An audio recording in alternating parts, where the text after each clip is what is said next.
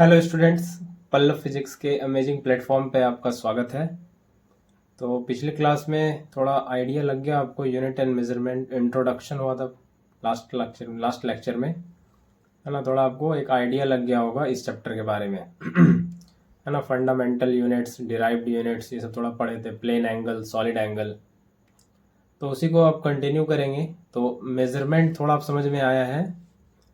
तो जब भी कोई चीज़ हम किसी फिजिकल क्वांटिटी का जब हम मेजरमेंट कर रहे हैं तो उसमें एरर आने का भी चांसेस है ना। बहुत चांसेस है कि कुछ ना कुछ थोड़ा एरर आ जाए, बहुत अलग अलग कारण से। वो सारा आज देखने वाले हैं इसी लेक्चर में आज। तो चलिए स्टार्ट करते हैं और समझ लेते हैं एरर्स क्या है।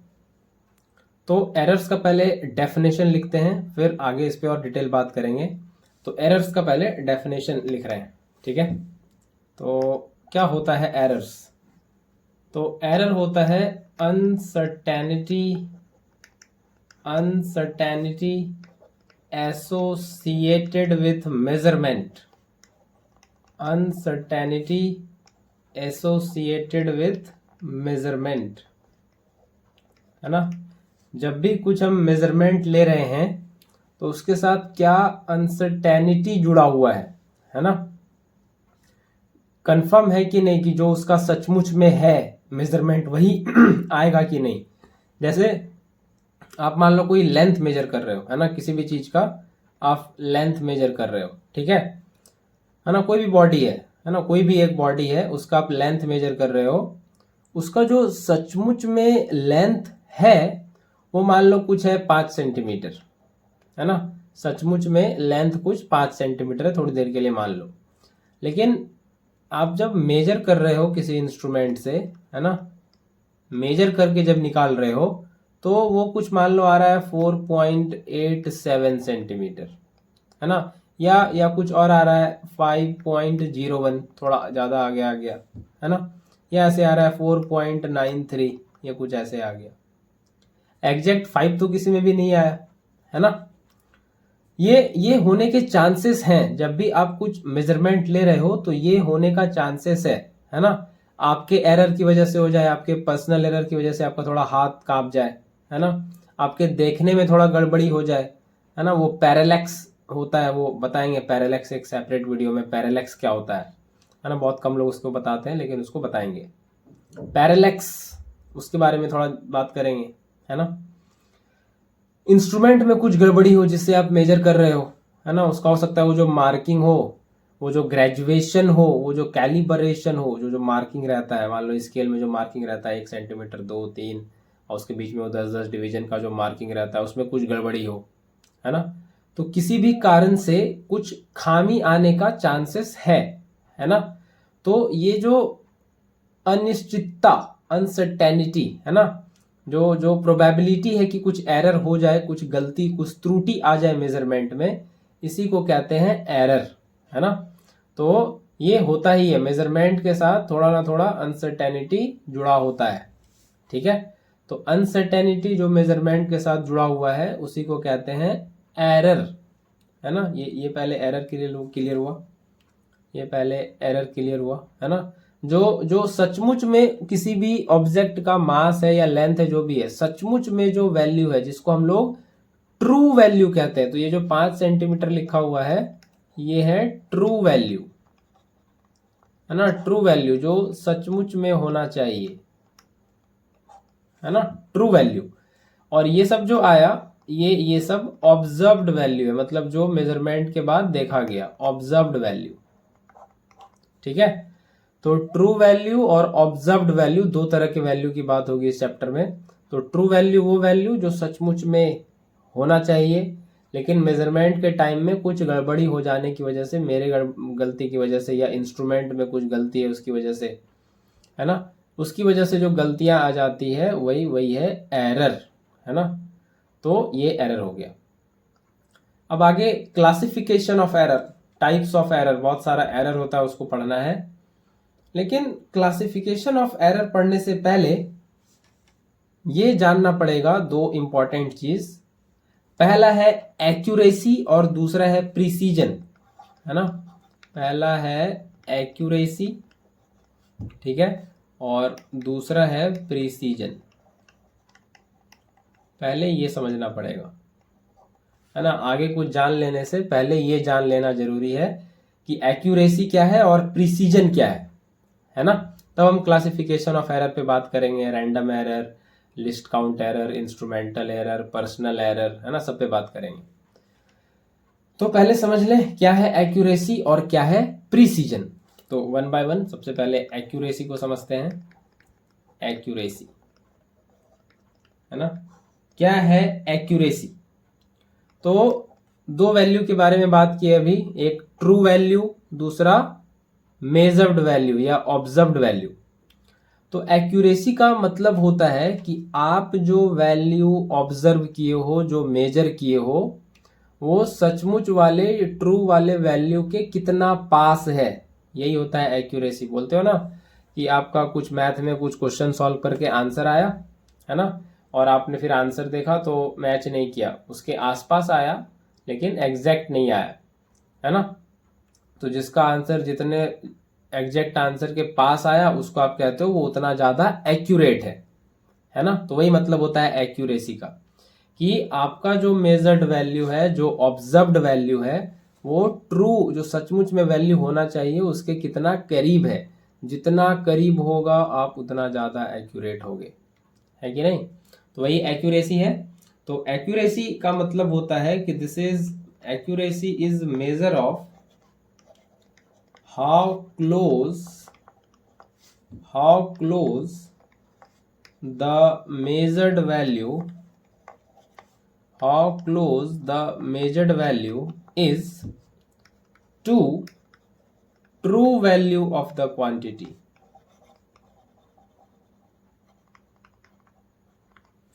जो ट्रू वैल्यू है उसके आस पास आपका वैल्यू कितना है, जितना ज्यादा आसपास होगा आप उतना ज्यादा एक्यूरेट, है ना। ये मतलब होता है एक्यूरेसी का।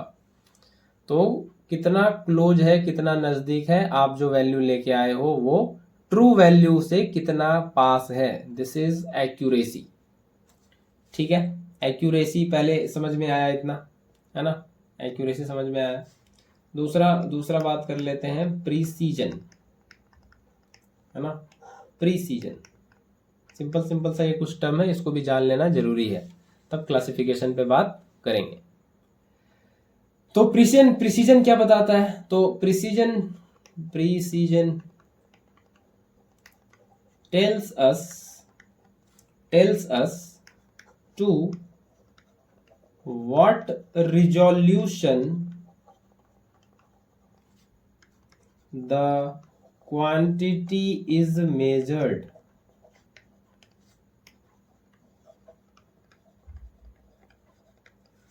To what resolution the quantity is measured, है ना। इसको आप ऐसे समझो, सिंपल आजकल की भाषा में, आप जब फोटो लेते हो या वीडियो बनाते हो, है ना, तो वीडियो बनाते हो किसमें 240, है ना, या 480, है ना, या 720 पिक्सल, या 1080 पिक्सल, है ना, या 4K।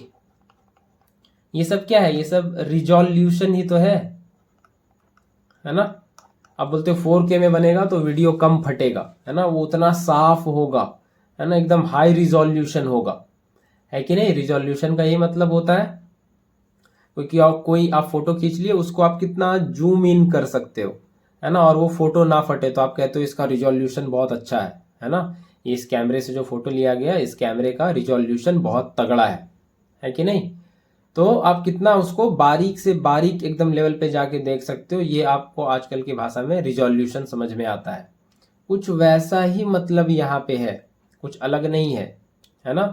तो वही लिखे हैं precision tells us to what resolution the quantity is measured, है ना, to what resolution the photo can be zoom in, है ना। फोटो को कितना जूम इन कर सकते हैं बिना बहुत फटे, तो उसका रिजोल्यूशन कितना तगड़ा है। तो और इसको बताते हैं अब थोड़ा फिजिक्स की भाषा में। ये आपको मोबाइल वाला फोटो वाली भाषा तो समझ आ गई होगी, अब थोड़ा सा इसको बात कर लेते हैं थोड़ा टेक्निकल भाषा में, तो फिजिक्स की भाषा में। जैसे मान लो आपके पास कोई एक स्केल है ना, इसमें ये वाला कैलिब्रेशन या ग्रेजुएशन, ये मार्किंग 1 सेंटीमीटर का है। और फिर 1 2 3 4 5 6 7 8 9 10, ये फिर 2 सेंटीमीटर यहाँ पे है। ये 10 डिवीजन के बाद है ना। ये कितना डिवीजन है? ये 10 डिवीजन के बाद है ना। 10 डिवीजन है, 1 2 3 4 5 6 7 8 9 10, हो गया 10 division.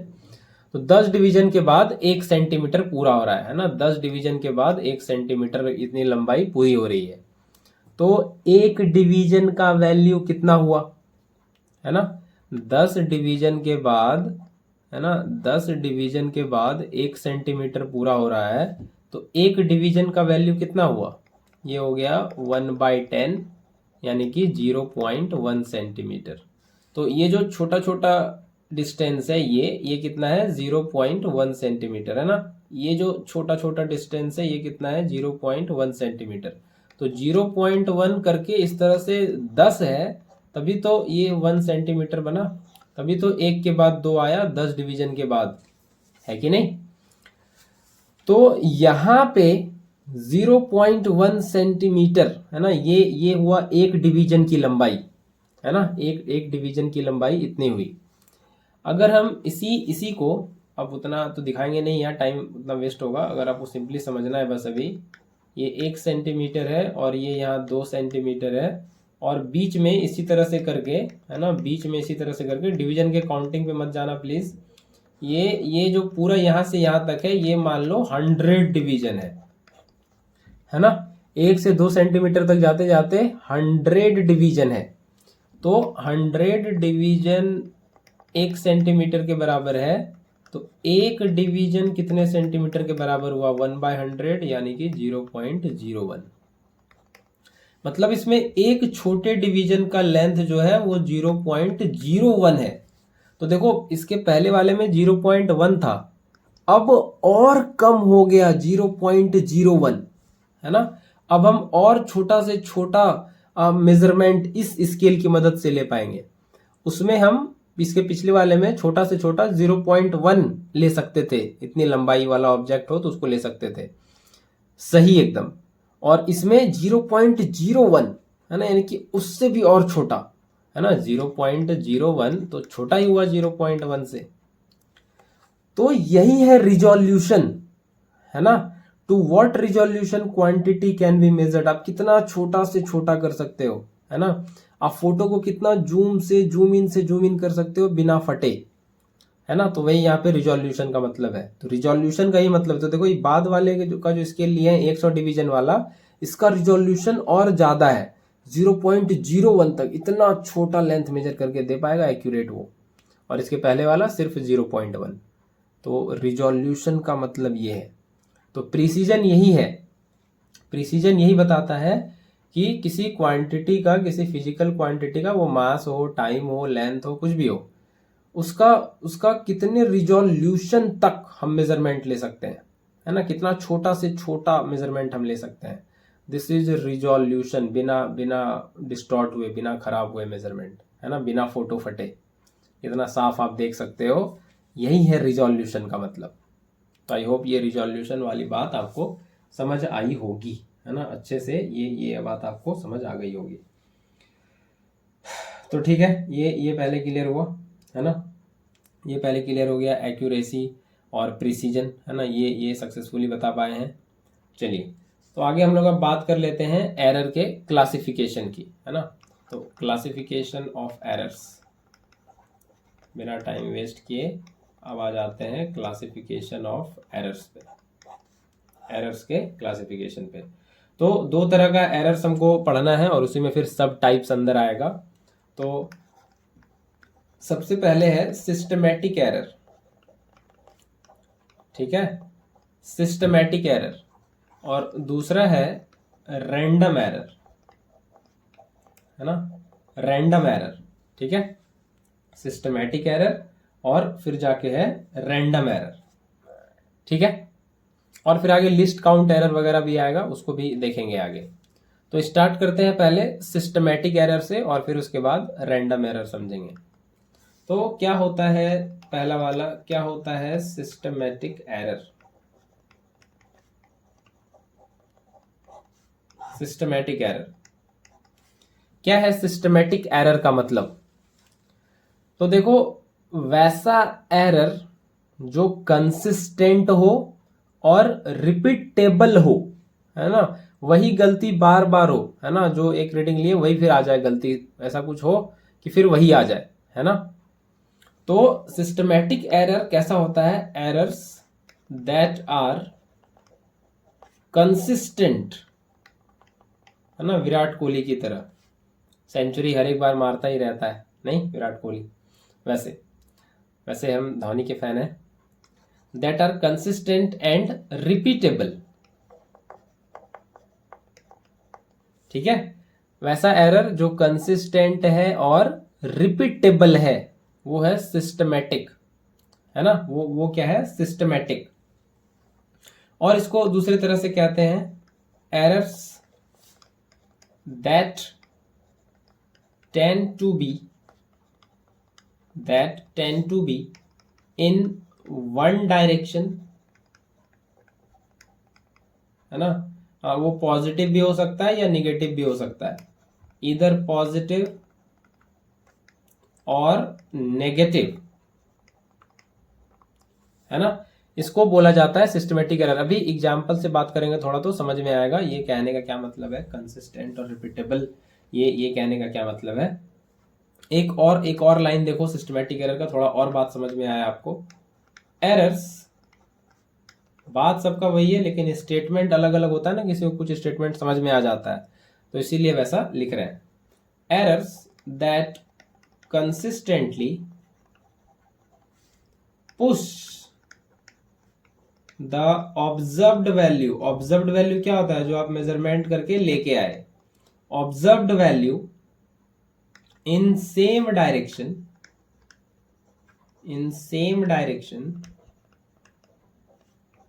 deviating from true value,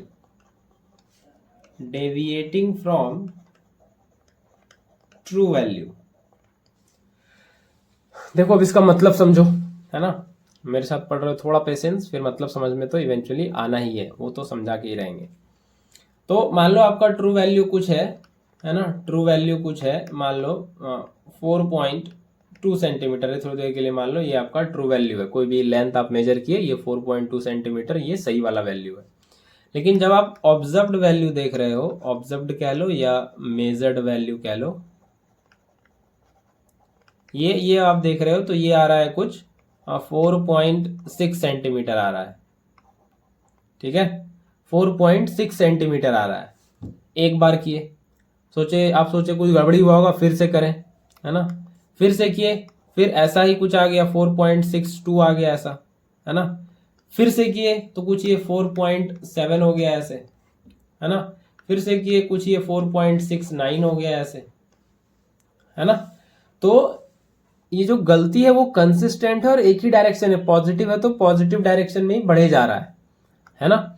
आपको जो चाहिए 4.2 वो आ ही नहीं रहा है कि नहीं, कंसिस्टेंट है, मतलब जो आगे आपका गलती से वही बार बार रिपीट हो रहा है या फिर उसी डायरेक्शन में बढ़े जा रहा है, ऑब्जर्व्ड वैल्यू जो है उसी को पुश किए जा रहा है और वही गलती बार बार हो रहा है, 4.2 लेकिन नहीं आ रहा है ना। तो ऐसे एरर को कहते हैं सिस्टमेटिक, जो कंसिस्टेंट हो और रिपीटेबल हो, है ना, और वो एक ही डायरेक्शन में बढ़ता रहे, है ना, पॉजिटिव भी हो सकता है, नेगेटिव भी हो सकता है, कोई भी हो सकता है। तो ऐसे एरर को कह सकते हो आप सिस्टमेटिक एरर, है ना, इसको कहते हैं सिस्टमेटिक। तो अब बात कर लेते हैं कि सिस्टमेटिक एरर आता क्यों है ना, sources of systematic error, sources of systematic error. Systematic error का सोर्स क्या क्या है, किस किस कारण से होता है। तो सबसे पहला, एक वन बाय वन इसको डिस्कस करेंगे। सबसे पहला इंस्ट्रूमेंटल एरर, है ना, इंस्ट्रूमेंटल एरर, नाम से ही चमक गया होगा कि इंस्ट्रूमेंट में ही कुछ गड़बड़ी है, उसी की वजह से एरर जो आ रहा है दैट इज इंस्ट्रूमेंटल एरर। तो इसको लिख लेते हैं, एरर्स विच अराइज फ्रॉम, है ना, एरर्स विच अराइज फ्रॉम, हाँ ठीक है, फ्रॉम एरर्स ड्यू टू, है ना, या इसको ऐसे लिख लें, ये थोड़ा सही नहीं रहेगा, स्टेटमेंट सही नहीं लग रहा है, इसको ऐसे लिख लेते हैं, errors which arise due to imperfect design or calibration of measuring instrument, है ना, measuring instrument। ये कैलिब्रेशन समझ में आता है, ये तो समझ में आ गया, इम्परफेक्ट डिजाइन के इंस्ट्रूमेंट ही सही से डिजाइन नहीं है ना। कैलिब्रेशन अभी जो ये किए थे, कहाँ गया ये स्केल वाला मार्किंग, है ना, ये सब जो मार्किंग है, ये सब है ना, ये जो मार्किंग ये किया गया स्केल में मार्किंग रहता है, इसी को बोला जाता है कैलिब्रेशन या ग्रेजुएशन, है ना, कैलिब्रेशन कह लो या ग्रेजुएशन कह लो, ठीक है, कैलिब्रेशन कह लो या ग्रेजुएशन कह लो, इसी को कहते हैं, है ना, ये जो मार्किंग रहता है स्केल पे, दिस इज कैलिब्रेशन और ग्रेजुएशन, है ना। तो ये इसमें भी गड़बड़ी होने की वजह से, तो आ गया, वापस आते हैं, हाँ, इंस्ट्रूमेंटल एरर, या तो इंस्ट्रूमेंट का ही कुछ इम्परफेक्ट डिजाइन है, या जो मेजरिंग इंस्ट्रूमेंट है उसका जो कैलिब्रेशन है, जो मार्किंग है, जो ग्रेजुएशन है, वो सही से नहीं है। तो इन दैट केस जो एरर आता है उसको कहते हैं इंस्ट्रूमेंटल एरर, है ना। एक एग्जांपल से थोड़ा समझ सकते हो आप लोग, एक एग्जांपल देखो, टेम्परेचर, है ना, graduation of a thermometer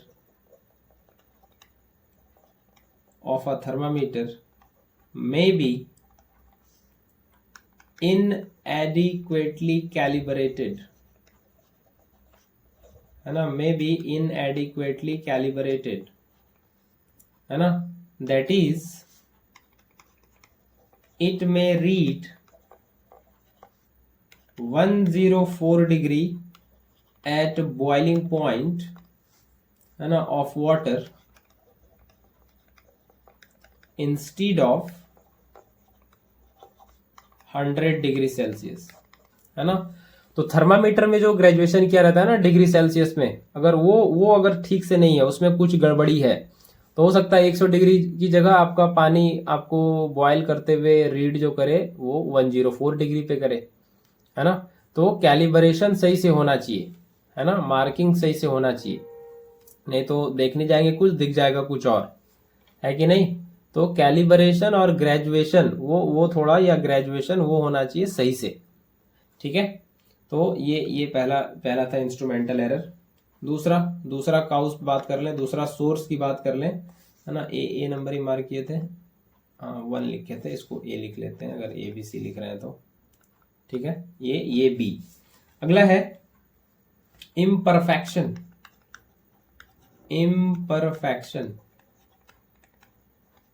in experimental techniques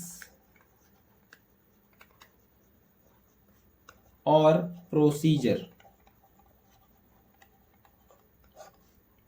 है ना। जो एक्सपेरिमेंटल टेक्निक और जो प्रोसीजर है उसमें कुछ खामी है, उसमें कुछ इम्परफेक्शन है। मतलब समझ लेते हैं क्या, तो मान लो आप ह्यूमन बॉडी का टेम्परेचर मेजर कर रहे हो, है ना, तो उसी को लिख रहे हैं एग्जांपल को। तो to determine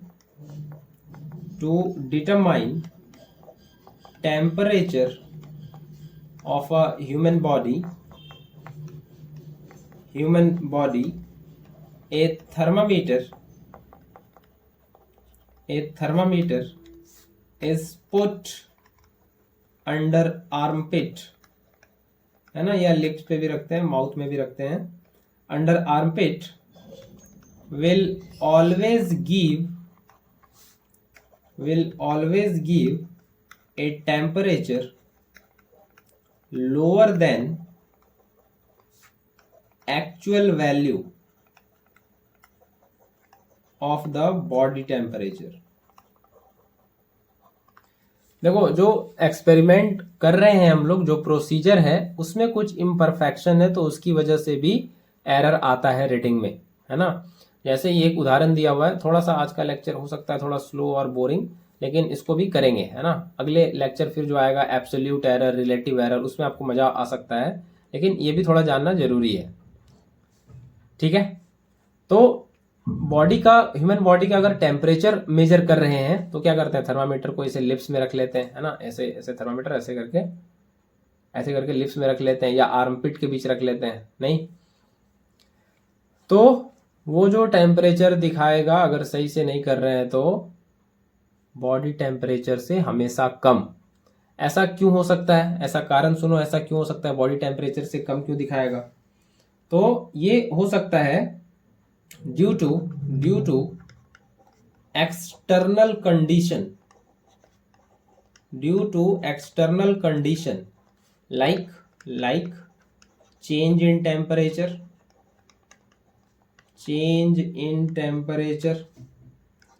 humidity, wind velocity, ये सब कुछ एक्सटर्नल फैक्टर है जिसकी वजह से आपका एरर आ सकता है रिजल्ट में, मेजरमेंट में, है ना। देखो चेंज इन टेम्परेचर एक कंडीशन लिखा हुआ है, इसको समझ लेते हैं। मान लो आपका बॉडी का टेम्परेचर जो सचमुच में थर्मामीटर को देना चाहिए वो नहीं दे रहा है, ऐसा क्यों। मान लो आपके बॉडी का टेम्परेचर कुछ है और आपका जो आसपास सराउंडिंग है उसका टेम्परेचर कुछ है, तो टेम्परेचर का डिफरेंस क्रिएट हो गया आपके बॉडी का आपके सराउंडिंग के साथ।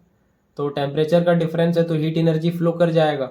मान लो आपके बॉडी का टेम्परेचर ज़्यादा है तो थोड़ा सा हीट आपका सराउंडिंग में भी जा रहा होगा, है ना। तो थर्मामीटर एग्जैक्ट तो नहीं दिखा पाएगा उसको, क्योंकि थोड़ा हीट आप रेडिएट भी कर रहे हो सराउंडिंग में, है कि नहीं, तो थोड़ा थोड़ा वो कम दिखाएगा, है ना, ठीक है। तो ये सब कुछ एक्सटर्नल कंडीशन हो सकता है, टेम्परेचर चेंज, है ना, ह्यूमिडिटी, विंड वेलोसिटी, ये सब कुछ एक्सटर्नल फैक्टर हो सकता है। जैसे ह्यूमिडिटी है ना, जैसे बहुत ड्राई एयर है बाहर, है ना, ह्यूमिड नहीं है, है ना, बहुत क्या है, ड्राई एयर है, उसमें पानी नहीं है, मॉइस्चर नहीं है, और आप स्वेट कर रहे हो, है ना, पसीना आ रहा है पूरा आपको, आप स्वेट कर रहे हो, तो वो इवापोरेट होके जाएगा एटमॉस्फेयर में, सराउंडिंग में, है ना, और ड्राई एयर है तो वो इवापोरेट होके जाएगा आपकी बॉडी से बाहर, थोड़ा आप ठंडा फील करोगे, है ना, कूलिंग होगा तो भी टेम्परेचर थोड़ा कम हो जाएगा आपके बॉडी का, है ना, ठंडा फील करोगे तो कम टेम्परेचर दिखाएगा थर्मामीटर। तो ये सब बहुत सारा अलग अलग फैक्टर है जिसकी वजह से एग्जैक्ट रीडिंग नहीं हो पाता है, ठीक है। तो ये इम्परफेक्शन इन एक्सपेरिमेंटल टेक्निक की वजह से ऐसा हो सकता है ना, ऐसा हो सकता है, ऐसा हो ही कोई जरूरी नहीं है। अगर आप सारे कंडीशन का ध्यान रख रहे हो, आपका इंस्ट्रूमेंट वगैरह ठीक है तो फिर कोई दिक्कत नहीं है, अदरवाइज ऐसा हो सकता है। तीसरा सोर्स की बात कर लें, पर्सनल एरर, है ना, पर्सनल एरर, ठीक है। तो पर्सनल एरर हमारे ही गलती से हो सकता है ना, पर्सनल नाम से ही लग रहा है, एक इंडिविजुअल की गलती से हो सकता है, किसी कोई खास इंडिविजुअल की वजह से, है ना। वो अपरेटस, वो आदमी, वो इंसान जो भी है, वो अपरेटस ठीक से अरेंज ना किया हो, उस वजह से भी हो सकता है। तो किसी भी कारण कुछ केयरलेसनेस हो जाए, सही से रीडिंग नहीं लिए, या हाथ कांप गया, या देखे सही से नहीं, किसी भी तरह से हो सकता है पर्सनल गलती की वजह से। तो पर्सनल एरर अराइज, इसको भी लिख देते हैं, ड्यू टू इंडिविजुअल एरर, है ना, ड्यू टू इंडिविजुअल एरर। वो इंडिविजुअल एरर क्या क्या हो सकता है, lack of proper setting of apparatus, lack of proper setting of apparatus, है ना, और इंडिविजुअल केयरलेसनेस, है ना, वो केयरफुल नहीं है एक्सपेरिमेंट के टाइम, इंडिविजुअल केयरलेसनेस, है ना, in taking observation, individual carelessness in taking observation, है ना। तो ये सब कुछ कारण हो सकता है ना, जिसकी वजह से पर्सनल एरर जिसकी बात करते हैं वो ये सब कारण से हो सकता है। तो ये कुछ personal error, imperfection in experimental technique, और ये था पहला वाला इंस्ट्रूमेंटल एरर। ये 3 सोर्सेस हैं जिसकी वजह से सिस्टमेटिक एरर आता है, ठीक है। तो अब दूसरे एरर की बात कर लें, ये है रैंडम एरर, है ना, रैंडम एरर। तो रैंडम एरर आ सकता है कुछ रैंडमनेस की वजह से, है ना, अचानक से माहौल मौसम बदल जाए, है ना, जज्बात बदल जाए, हालात बदल जाए, है ना, टेम्परेचर बदल जाए, अचानक से कुछ वेदर बदल जाए, है ना, प्रेशर बदल जाए, तो ये कुछ, है ना, कुछ रैंडम सा कुछ हो, तो उस वजह से भी गलतियां होती है, एरर आता है। तो इसको भी लिख लेते हैं। तो random error arise due to random and unpredictable fluctuation in experimental condition, है ना। अनप्रिडिक्टेबल मतलब प्रिडिक्ट नहीं कर सकते कि ये होगा, है ना, अगर लेकिन अगर वो हो जाता है तो, है ना, तो रैंडम होगा। रैंडमनेस का ही मतलब है, मतलब भी लिख देते हैं, that is unpredictable fluctuation in temperature, unpredictable change in temperature, ठीक है। वोल्टेज सप्लाई में भी अनप्रिडिक्शन, है ना, वोल्टेज सप्लाई, वोल्टेज कम ज़्यादा हो जाए, है ना, मैकेनिकल वाइब्रेशन हो जाए एक्सपेरिमेंटल सेटअप का, mechanical vibration of experimental setup, है ना, ऐसा ऐसा कुछ हो जाए, ठीक है। पर्सनल एरर हो जाए बाय ऑब्जर्वर, ये भी इसी में आ जाता है ना, पर्सनल एरर बाय ऑब्जर्वर, है ना, इन टेकिंग रीडिंग। तो ये सब कुछ कारण है जिसकी वजह से रैंडम एरर आता है ना, कुछ रैंडम सा चीज हो, है ना। आप रीडिंग ले रहे थे, दोस्त आगे आपको आपका हाथ हिला दे, है ना, दोस्त आपको सरप्राइज कर दे, आप डर गए, ऐसे हिल गए, तो कुछ भी रैंडमनेस की वजह से कुछ एरर आ जाए, है ना। तो जो रैंडम और अनप्रिडिक्टेबल है वैसे सिनेरियो की वजह से कुछ एरर आ जाए तो उसको कहते हैं रैंडम एरर, ठीक है। ये सब कुछ एरर है, ये कुछ जानना चाहिए आपको, तो इसलिए बता दे रहे हैं, अदरवाइज इसको हम स्किप कर सकते थे। एब्सोल्यूट एरर, रिलेटिव एरर, वो सब फिर पढ़ने में मजा आएगा, उसको भी पढ़ेंगे, पहले ये भी थोड़ा जान लेना चाहिए। एक और बात करेंगे और फिर समाप्त करेंगे आज की बात को, लिस्ट काउंट एरर, ठीक है, लिस्ट काउंट एरर। तो देखो लिस्ट काउंट, ये क्या होता है, ये वर्ड जानना जरूरी है। ये आगे कुछ इंस्ट्रूमेंट जब पढ़ेंगे, वर्नियर कैलिपर और सर्कुलर, है ना, वर्नियर कैलिपर और एक दो इंस्ट्रूमेंट और है, जब पढ़ेंगे तो फिर वहां पे ये काम आएगा, तो ये आपको समझ लेना चाहिए अभी पहले। लिस्ट काउंट का मतलब क्या होता है? लिस्ट काउंट, लिस्ट काउंट देखो नाम से क्लियर है, लिस्ट मतलब मिनिमम और काउंट मतलब किसी भी इंस्ट्रूमेंट से हम मिनिमम मेजरमेंट क्या ले सकते हैं, वही उस इंस्ट्रूमेंट का लिस्ट काउंट है ना। नाम में भी लिख रखा है लिस्ट, है ना, मिनिमम, है ना, काउंट मतलब यहाँ पे मेजरमेंट लेना। तो किसी भी इंस्ट्रूमेंट से हम मिनिमम मेजरमेंट क्या ले सकते हैं, वही होता है उस इंस्ट्रूमेंट का लिस्ट काउंट, ठीक है। जैसे अभी दो स्केल दिखाए थे शुरू में, एक स्केल से आप मिनिमम ले सकते थे 0.1 सेंटीमीटर और दूसरे वाले से 0.01 सेंटीमीटर, तो लिस्ट काउंट दूसरे वाले का 0.01 हो गया। तो किसी भी इंस्ट्रूमेंट से आप मिनिमम मेजरमेंट क्या ले सकते हो, वही उस इंस्ट्रूमेंट का लिस्ट काउंट है, ठीक है। तो लिस्ट काउंट हो गया minimum measurement, minimum measurement that can have from any instrument